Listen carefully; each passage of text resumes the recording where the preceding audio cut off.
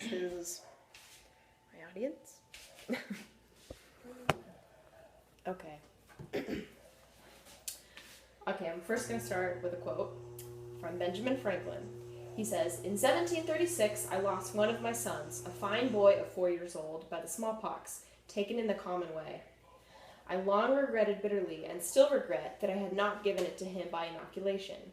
This I mention for the sake of parents who omit that operation, on the supposition that they should never forgive themselves if a child died under it. My example showing that the regret may be the same either way, and that therefore the safer should be chosen." Okay, so since 2010, 10,000 to 50,000 cases of whooping cough occur in the United States every single year. Out of those, 10 to 20 babies die. Some of those babies are just too young to feel the effects of vaccination or are able to get it. Others have severe allergies, so they can't get vaccinated, and others just have weakened immune systems due to leukemia or other things. A study was done by the Journal of American Medical Association, and they studied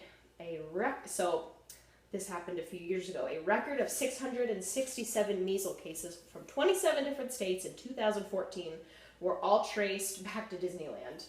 Over half of those infected were unvaccinated, and the majority of those had non-medical exemptions. So basically, they just pretty much decided not to get vaccinated, like their parents decided that.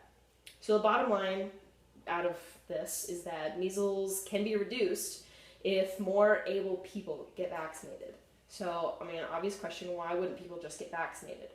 Main reason is because people are just uneducated, and that kind of leads to anxiety and panic, and so people just kind of freak out and just decide not to get a vaccination, because sometimes it can be difficult to sift through fact and fiction. So, is it our responsibility to protect those who can't get vaccinated?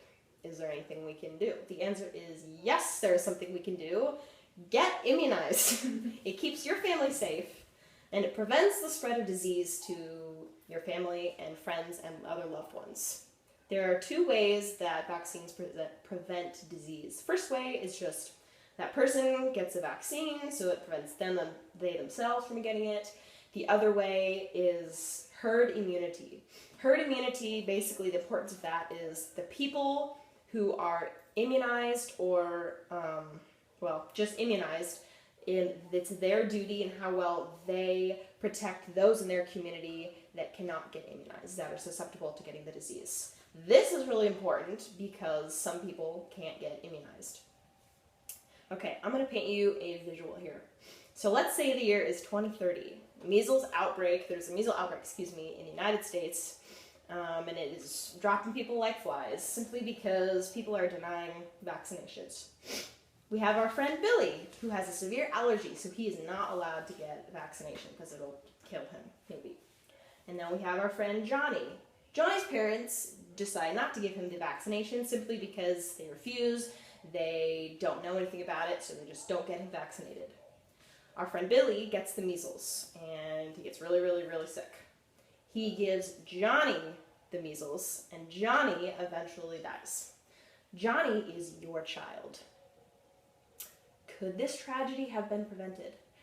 Absolutely, if you would have just gave the vaccination to your child. Many people are unable to get vaccinated.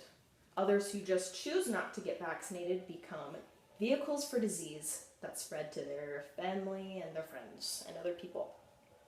We can make a difference and protect our loved ones simply by getting immunized. Do you want to possibly contribute to your child contracting a fatal disease simply because you were misinformed?